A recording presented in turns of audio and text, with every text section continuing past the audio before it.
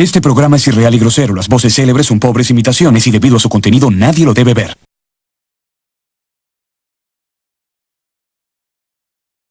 La discriminación racial y étnica ocurre a diario, a la vez que impide el proceso de millones de personas en todo el mundo. El racismo y la intolerancia destruyen vidas y comunidades por medio de sus diversas manifestaciones, desde privar a las personas de los principios fundamentales de igualdad y no discriminación, hasta proporcionar el odio étnico que puede conducir al genocidio. La lucha contra el racismo es una prioridad para la comunidad internacional y es parte esencial de la labor de la Oficina del Alto Comisionado para los Derechos Humanos. A continuación se hablará sobre las protestas no violentas, el aumento de la violencia y la reacción oficial.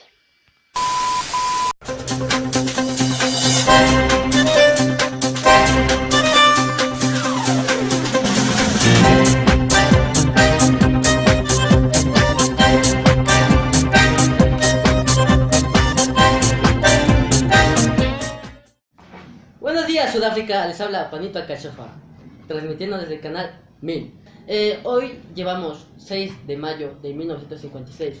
Está ocurriendo una crisis económica en Sudáfrica. La crisis económica ha provocado demasiadas consecuencias, entre ellas se ha hecho más dura la ley del pase, ahora extendible a las mujeres. También se ha hecho que se cumpla todos los requisitos de la ley de Bantu. También se ha hecho que se suba el aumento de los impuestos a las personas no blancas. Entre otras noticias, los simpatizantes están intentando buscar una solución a esto haciendo protestas no violentas en las calles. Están saliendo casi 20.000 mujeres salieron a protestar a las calles rompiendo los pases. El punto culminante para las personas no negras fue en Alexandra, una región de Johannesburgo, donde se subió 1 céntimo del pase de los autobuses. La masacre de Sharpeville. El tiroteo accidental de Sharpeville, denominado también como masacre de Sharpeville, ocurrió en marzo de 1960, en el township de Sharpeville. La policía abrió fuego contra una manifestación que protestaba contra la ley del pase y dentro de la campaña de desobediencia civil iniciada por el CNA y ahora provocada por el Congreso Panafricano, PAC, desgajado del CNA en 1958. Las fuentes difieren respecto al comportamiento de la manifestación. Algunas afirman que la manifestación era pacífica, mientras que otras afirman que la manifestación había estado lanzando piedras a la policía. La manifestación fue provocada por el Congreso Panafricano, el cual había prometido que el evento sería pacífico. El 21 de marzo de 1960, un grupo de entre 5.000 y 7.000 personas se reunieron en la estación de policía local en el municipio de Sharpeville. A las 10 de la mañana, el ambiente era inicialmente tranquilo y festivo. Menos de 20 agentes de policía se presentaron en la estación en el inicio de la protesta. Más tarde, la multitud aumentó a 19.000 y el estado de ánimo empezó a girar inesperadamente hostil. La muchedumbre, cada vez más agitada, comenzó a adoptar una actitud que más tarde fue descrita como insultante, amenazante y provocadora, lo cual trajo aproximadamente 130 refuerzos de la policía, con el apoyo de 4 vehículos blindados. Algunos aviones se acercaron a menos de 30 metros del suelo, volando a baja altura sobre la multitud para intentar dispersarla. En el altercado murieron 69 personas negras, incluyendo 8 mujeres y 10 niños, y otras 180 resultaron heridas. Los informes de la policía de 1960 afirmaron que los policías eran jóvenes y sin experiencia. Los policías presentes no habían recibido entrenamiento anterior en lo que respecta al control de disturbios, lo cual era responsabilidad de las autoridades blancas. El teniente coronel Pioner, el oficial al mando de los refuerzos de la policía de Sharpeville, negó haber ordenado abrir fuego y dijo en su declaración que la mentalidad nativa no les permitía reunirse para una manifestación pacífica. Para ellos, reunirse significaba violencia. Muy buenos días, estamos aquí con un café con Mandela. Hoy tenemos a un invitado especial que es nuestro querido amigo Nelson Mandela. Vamos a hacerle una entrevista especial. Díganos, señor Mandela, ¿de dónde viene su nombre? Hola Luis, mi nombre es de origen británico. A la edad de 5 años había entrado a una escuela para negros, en los cuales la maestra me asignó un nombre británico, que es Nelson. A cada uno de nosotros nos asignaban ese tipo de nombres. ¿Puede contarnos algo de su vida? O no sé, una anécdota. Pues te puedo contar una anécdota o toda mi vida entera. Toda su vida, señor, toda su vida. Bueno, había nacido el 18 de julio de 1918 en el seno de una familia negra. Mi madre a los 4 años de edad había muerto de tuberculosis. Luego había iniciado mis estudios, como ya te había mencionado antes, a los 5 años de edad. A los 10 años de edad mi padre había muerto, quedando solo la tutela de mi tío. Pero también podría decirte que mi pensamiento fue influido bastante también por mi papá, ya que él tenía también ideas liberales. Esas ideas para que luchaban contra el yugo inglés.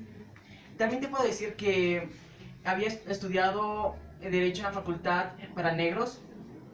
Estudié Derecho cuando era joven, tenía el pensamiento para ayudar a todos los negros a defenderse de la opresión blanca. A mi corta edad, a los 22 años, formé parte del grupo de Congreso Nacional Sudafricano, en lo cual era el vicepresidente a mi corta edad. También te puedo decir que en 1948 apareció la tan famosa palabra el apartheid, que concluía que tenías que apartar algo de otro grupo. En este caso, pues simplemente nos apartaron a nosotros, a los negros, del grupo blanco. Es decir, que no podíamos transitar por las mismas calles que los blancos, o tampoco podíamos transitar por los mismos buses, no podíamos tener trabajos de blancos, entre otras cosas también. En 1962 había empezado mi largo travesía por Sudáfrica. Había salido del país ayudando a las demás personas para ayudar también a minorar los incidentes ocurridos con las personas blancas que se creían que eran muy superiores a nosotros.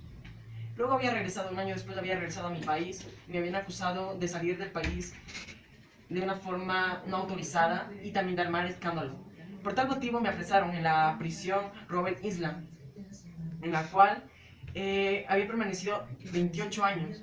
Yo lo tomé como un lugar un lugar idóneo, donde podía reflexionar y conocerme a mí mismo y ver el tipo de persona que quiero convertirme o la persona que quiero que cambie esta sociedad.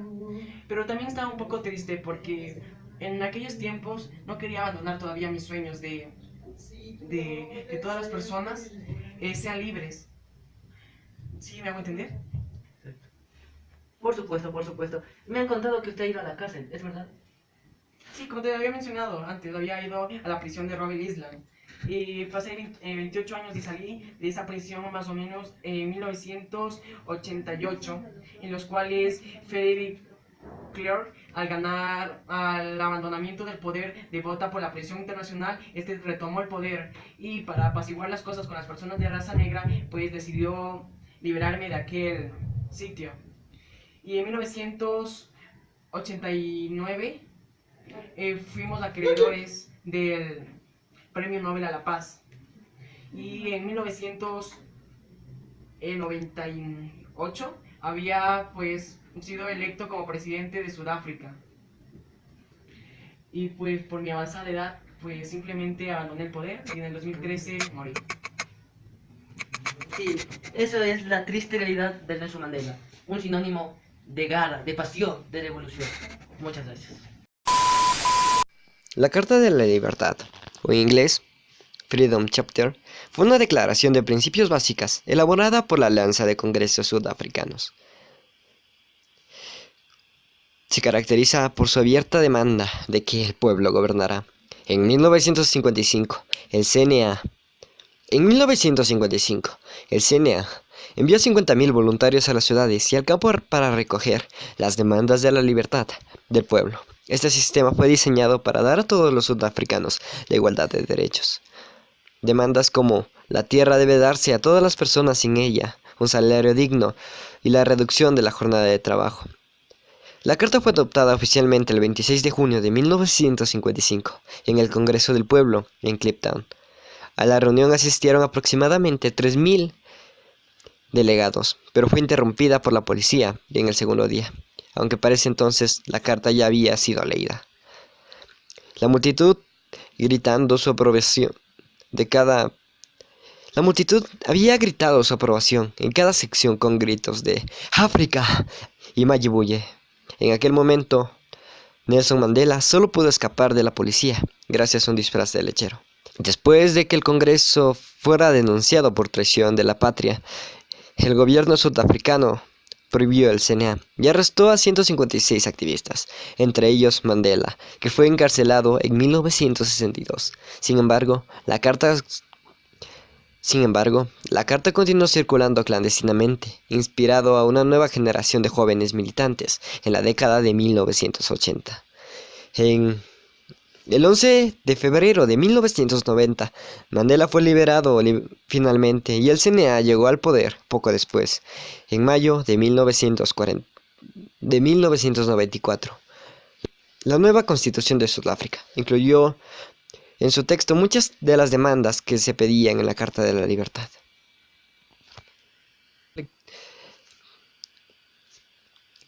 Tras leer la Carta de la Libertad, nos da un mensaje inspirador, el cual no tenemos límites el cual nos da la idea de que no tenemos límite para derrotar lo que es el racismo. Una de las frases más inspiradoras del texto es la siguiente: estas son las libertades por las que vamos a luchar codo a codo durante toda nuestra vida. Estas son las libertades por las que vamos a luchar codo a codo durante toda nuestra vida, hasta que hayamos ganado nuestra libertad. Deberá haber paz y amistad.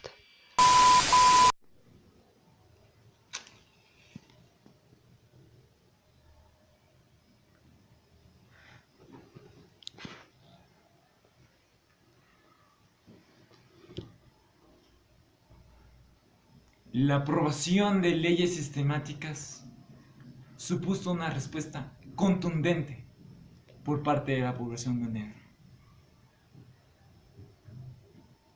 El principal grupo impulsor de esta lucha contra las leyes injustas fue el CNA, Congreso Nacional Africano, o ANC, por sus siglas en inglés.